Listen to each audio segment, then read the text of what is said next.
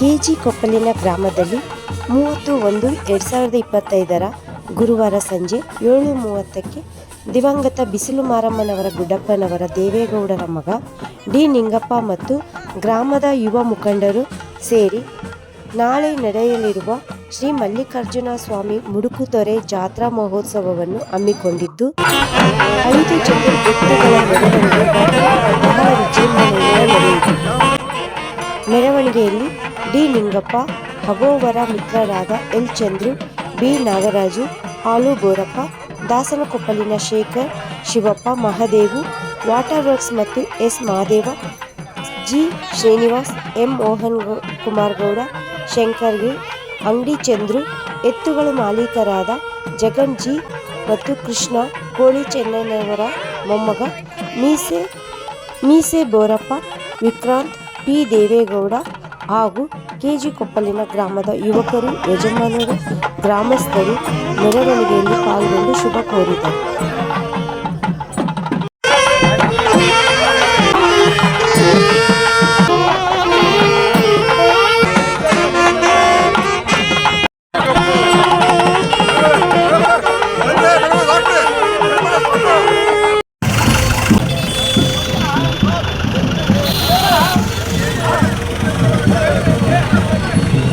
ಗ್ರಾಮದ ಇಂದಿನಿಂದ ಬಂದಂತಹ ಹಳ್ಳಿಯ ಸೊಗಡು ನಮ್ಮ ಮೈಸೂರಿನ ಸಿಟಿಯ ಮಧ್ಯಭಾಗದಲ್ಲಿರುವ ನಮ್ಮ ಕೆಜಿ ಕೊಪ್ಪಳ ಗ್ರಾಮ ಹಿಂದೆ ಯಾವ ರೀತಿ ದನಗಳ ಜಾತ್ರೆ ಮತ್ತು ನಾಟಕ, ಕುಸ್ತಿ ಎಲ್ಲ ಸಾಂಸ್ಕೃತಿಕ ಕಾರ್ಯಕ್ರಮಗಳನ್ನು ನಮ್ಮ ಕೆಜಿ ಕೊಪ್ಪಳಿನ ಗ್ರಾಮದವರು ಯುವಕ ಮಿತ್ರ ಮಂಡಳಿಯವರು ಕೊಡ್ತಾವ್ರೆ ಎಂದರೆ ನಿಜಕ್ಕೂ ಸಂತೋಷವಾಗುತ್ತದೆ.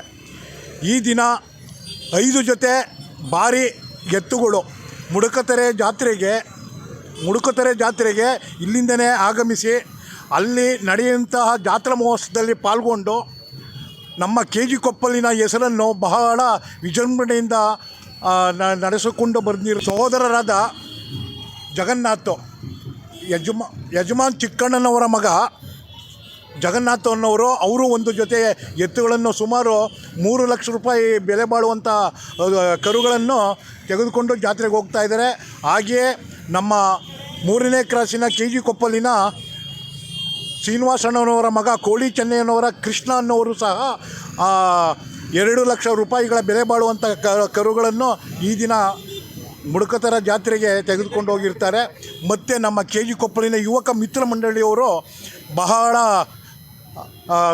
ಉತ್ತೇಜನ ಕೊಟ್ಟು ಪ್ರೋತ್ಸಾಹ ಕೊಟ್ಟಿರ್ತಾರೆ. ಹಾಗೂ ನಮ್ಮ ಸ್ನೇಹಿತರಾದ ಶ್ರೀನಿವಾಸ್ ಅವರು ಸಹ ಬಂದಿರ್ತಾರೆ. ಅವರು ನಾಳೆ ಸಹ ಮುಡುಕುತೊರೆ ಜಾತ್ರೆಗೆ ಪಾಲ್ಗೊಂಡು ನಮ್ಮ ಕೆಜಿ ಕೊಪ್ಪಲಿನ ಹೆಸರನ್ನು ಕರ್ನಾಟಕ ರಾಜ್ಯಾದ್ಯಂತ ಕುಸ್ತಿಯಾಗಿರ್ಬೋದು ಅಥವಾ ಗರಡಿ ಕುಸ್ತಿ ಮಟ್ಟಿ ತರುವುದೇ ಆಗಲಿ, ಮತ್ತು ನಾಟಕದ ಅಭಿನಯ ಮತ್ತು ನಮ್ಮ ಎತ್ತುಗಳ ರಾಸುಗಳನ್ನು ಮೆರವಣಿಗೆ ಸಹ ಮಾಡಿಕೊಂಡು ಈಗ ಮೈಸೂರು ನಗರ ಎಷ್ಟೇ ಬೃಹತ್ಕರವಾಗಿ ಬೆಳೆದರೂ ಕೂಡ ಮೈಸೂರಿನ ಹೃದಯ ಭಾಗದಲ್ಲಿರುವಂಥ ಕನ್ನೇಗೌಡನ ಕೊಪ್ಪಲನ್ನ ಇಂದೂ ಕೂಡ ನಾವು ಗ್ರಾಮ ಅಂತಲೇ ಪರಿಗಣಿಸಿ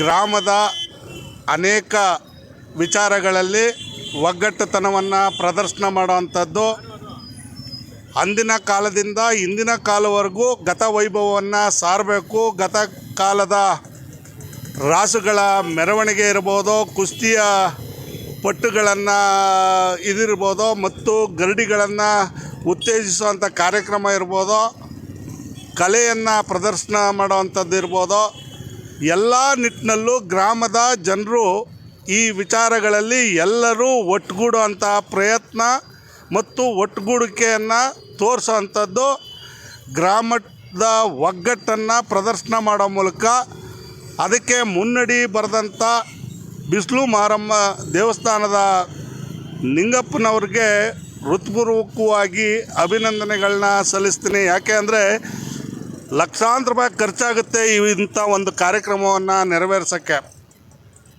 ರಾಸುಗಳನ್ನು ಸಾಕೋದು ಅಷ್ಟೇ ಕಷ್ಟವಾದಂಥ ಕೆಲಸ. ಲಕ್ಷಾಂತರ ರೂಪಾಯಿ ವ್ಯಯಿಸಿ ರಾಸುಗಳನ್ನ 3 ಲಕ್ಷ, 4 ಲಕ್ಷ, 5 ಲಕ್ಷ ಈ ರೀತಿ ರಾಸುಗಳಿಗೂ ವಿನಿಯೋಗಿಸಿ ಜೊತೆಗೆ ಅದನ್ನು ಸಾಕೋದಕ್ಕೂ ಲಕ್ಷಾಂತರ ರೂಪಾಯಿ ಖರ್ಚು ಮಾಡಿ ಒಂದು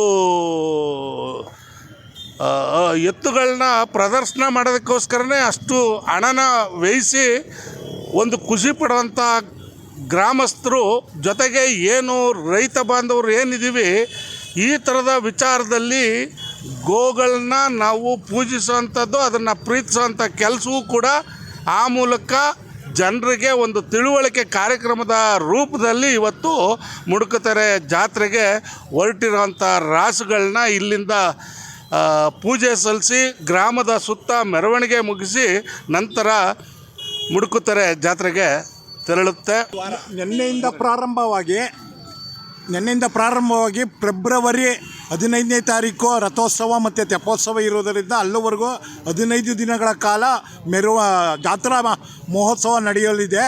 ನಿಂಗಪ್ಪನವರ ನೇತೃತ್ವದಲ್ಲಿ 5 ಜೊತೆ ಕರುಗಳನ್ನು ತೆಗೆದುಕೊಂಡು ಹೋಗಿ ಜಾತ್ರಾ ಮಹೋತ್ಸವದಲ್ಲಿ ಪಾಲ್ಗೊಂಡು ಅಲ್ಲೂ ಸಹ ಮೆರವಣಿಗೆ ಮಾಡಿ ರಥೋತ್ಸವ ತೆಪ್ಪೋತ್ಸವ ಮುಗಿಸ್ಕೊಂಡು ಗ್ರಾಮಕ್ಕೆ ಹಿಂದಿರುಗ್ತಾರೆ. ನಮ್ಮ ಗ್ರಾಮದಿಂದ ಹಾಗೂ ಸುತ್ತಮುತ್ತಲಿನ ಗ್ರಾಮದಿಂದ ಸುಮಾರು 1,000 ಜೋಡಿ ಮೆರವಣಿಗೆಯಲ್ಲಿ ಜಾತ್ರಾ ಮಹೋತ್ಸವದಲ್ಲಿ ಪಾಲ್ಗೊಂಡು 1000 ಜೋಡಿ 15 ದಿನಗಳ ಕಾಲ ಅವಕ್ಕೆ ಪೌಷ್ಟಿಕಾಂಶದ ಆಹಾರ ಕೊಟ್ಟು ಮತ್ತು ಅಲ್ಲೇ ಉಳ್ಕೊಂಡು 15 ದಿನ ಬಿಟ್ಟು ಊರಿಗೆ ಹಿಂದಿರುಗಿ ಮಾಡ್ಕೊಂಡು ಮುಡುಕುತೆರೆ ಜಾತ್ರೆಗೆ ತಗೊಂಡೋಗ್ತಾ ಇದ್ದೀವಿ.